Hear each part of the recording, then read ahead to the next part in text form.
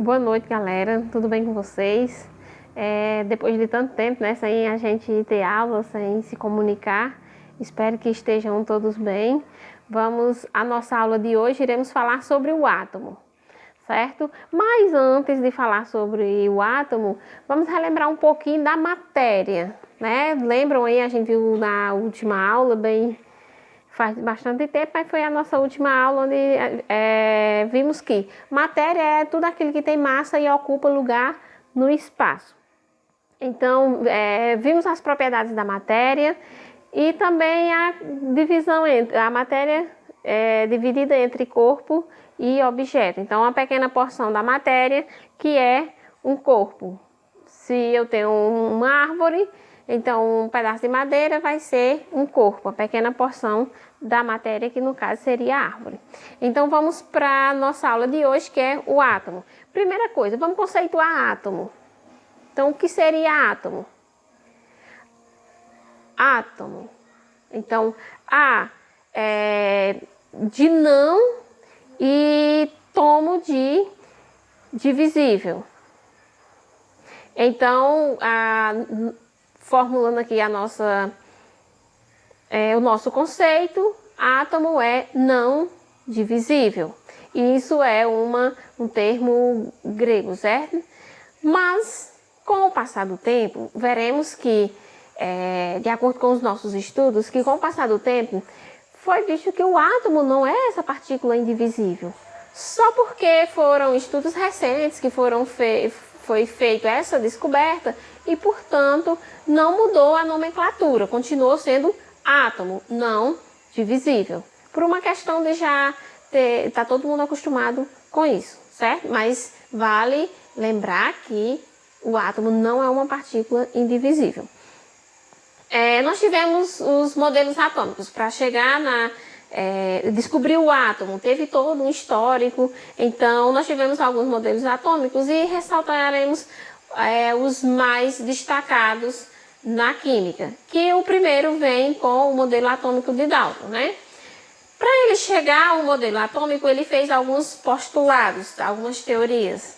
Na teoria, o modelo atômico de Dalton ficou conhecido como bola de bilhar. Por que ele trouxe isso? De acordo com algumas hipóteses, né, que ele fez, ele percebeu que o material era esférico, maciço, indivisível. Então, esse material ele deu o nome de átomo. Ele percebeu também que um elemento químico é a junção de átomos iguais, certo? Então, quando eu junto átomos iguais, eu tenho um elemento químico. Isso de acordo com Dalton. Aí nós temos ainda, quando eu tenho elementos diferentes, eu vou formar átomos diferentes, certo? E quando eu tenho a junção de átomos diferentes, eu tenho aí substâncias, que é o caso da água, que é a junção de átomos diferentes, eu tenho aí uma substância chamada água, né? Mas algumas coisas a gente já, como é que eu digo, não é que tenham descartado, mas que a gente já não usa, já vê que não se encaixa com a química, certo? Mas para que você veja que algumas coisas que Dalton disse estava incoerente, foi graças ao próximo. Bem, pessoal, depois do modelo atômico de Dalton, nós temos aí o de Thomson, né, onde ele realizou o experimento e constatou aí que havia partículas positivas, elas eram raios que atraíam formando estruturas menores que o átomo. Então, daí você já consegue compreender o fato do átomo não ser indivisível. Por quê? Porque ele via partículas menores ainda do que o átomo, já que ele falava que era a menor partícula e que era indivisível. Então, Thomson fez aí experimento e descobriu o elétron. que era essa partícula negativa, né? Então, ele supôs agora, de acordo com o modelo atômico dele, que o átomo era um pudim de passas, onde as passas, o pudim seria a eletrosfera e as passas eram as cargas negativas. Essas cargas negativas, pessoal, eram os elétrons, que mais na frente a gente vê isso daí, certo? De acordo com Rutherford. Então, vamos lá para Rutherford, seguindo essa cronologia. Dalton, Thomson, agora Rutherford. Também o que ele fez? Ele realizou o experimento, o mesmo experimento, só porque fazendo algumas modificações. Ele fez aí o famoso experimento em que usa a folha de ouro. O que ele concluiu com isso? Que as partículas, pequenas partículas alfa, batiam na folha e refletia. Então, refletia alguma coisa. Alguns passavam, alguns elétrons passavam, outros refletiam, certo? Então, aí ele chamou essa localização dos elétrons de eletrosfera e constatou aí que tinha um núcleo. E esse núcleo tinha carga contrária à eletrosfera. A eletrosfera negativa e o núcleo carga positiva, certo? Então, mais adiante veio Niels Bohr, certo? Então, o que Bohr fez? Ele não criou um novo modelo, ele formulou, ele deu digamos que uma ajeitada no modelo atômico de Rutherford, certo? O modelo atômico de Rutherford era o sistema solar, o sistema solar mesmo, onde você tinha a eletrosfera, que no caso no sistema solar seria as órbitas, os elétrons, que no sistema solar seriam os planetas, e no caso o Sol seria o núcleo do nosso modelo, ok? Só porque o que Niels Bohr conseguiu ver com esse experimento que ele fez, o que você acha que conclusão ele chegou a isso aí? Ele via, pessoal, que acontecia uma movimentação dos elétrons ao redor do núcleo, certo? Mesmo que fosse em números limitados de órbitas, acontecia que é o que ele chamou de órbita estacionárias. Ele ficava se movendo, ele se movia de uma órbita para outra, certo? Só porque essa movimentação do elétron não acontecia com a absorção de energia. Ele se movia, mas não tinha absorção de energia. Daí nós tivemos a descoberta das camadas, porque de acordo com Niels Bohr, o elétron ficava fazendo essa transição, né? E dessa transição nós tivemos aí as camadas. 7 camadas: K, L, M, N, O, P e Q. Que a gente vai ver mais adiante é a questão de quantos elétrons iam suportar cada camada. Então, se você imaginar o modelo atômico de Bohr, seria circular, certo? Onde eu tinha no centro o próton, que é a minha carga positiva, e várias órbitas, certo? E essas órbitas eu ia chamar de camada. A camada mais próxima ao núcleo eu chamo de camada K. Que dessa camada eu venho para a segunda, que era L, a M, até eu chegar à 7ª camada. Então, um fóton incidente aí ficava transitando. Ele fez com que um elétron passasse de uma órbita com mais energia para outra, certo? Então, foi aumentando aí a ordem de energia das camadas, de acordo com essa transição. Quando um elétron passa para um orbital de maior energia, aí um fóton é emitido.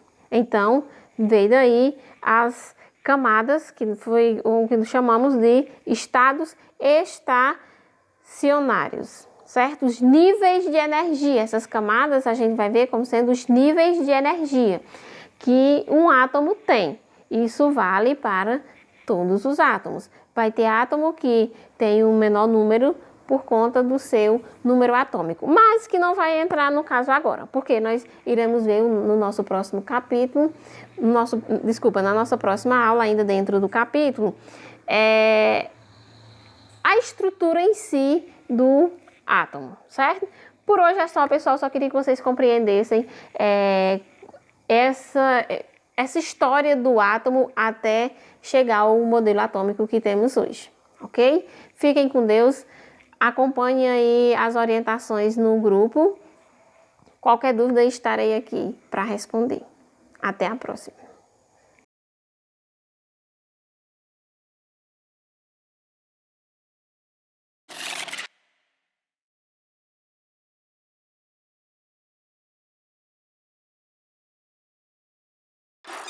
Vamos analisar aqui em realidade aumentada o modelo atômico de Dalton, onde ele fala que ele associa o modelo atômico a uma bola de bilhar, sendo uma esfera indivisível e maciça.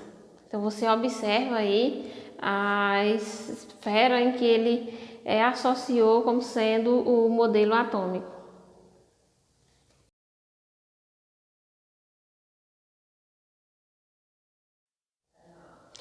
Logo após o modelo atômico de Dalton, nós tivemos, depois de pesquisas, o de Thomson. Depois dele realizar experimentos usando um tubo de vidro, e a esse tubo ele conectou aí 2 eletrodos a uma fonte externa. Então, através do experimento, ele concluiu que os raios eram atraídos por estruturas menores do que o átomo.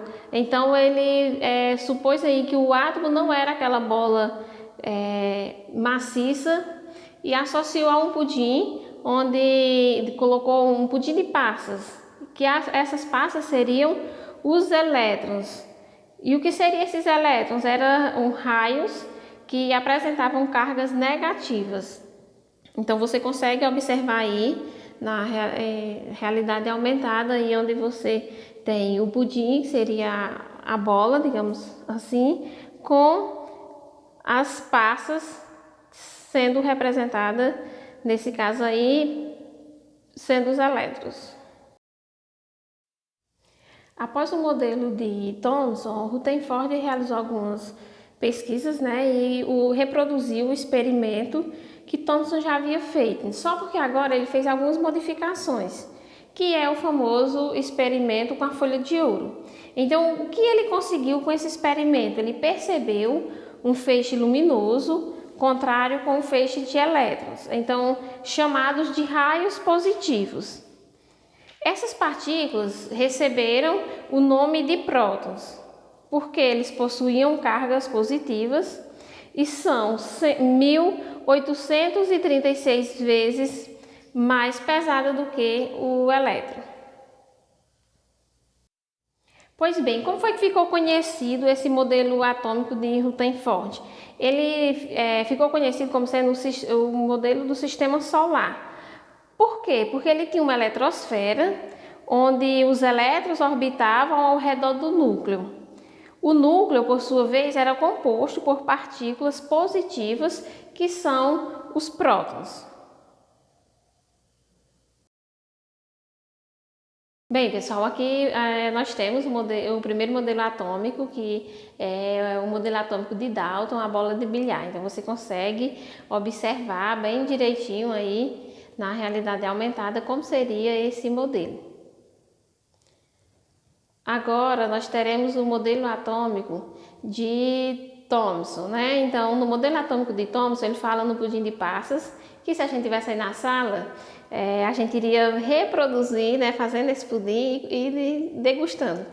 Mas enfim, aqui nós temos o pudim de passas, onde nós tínhamos as cargas negativas, que são os elétrons.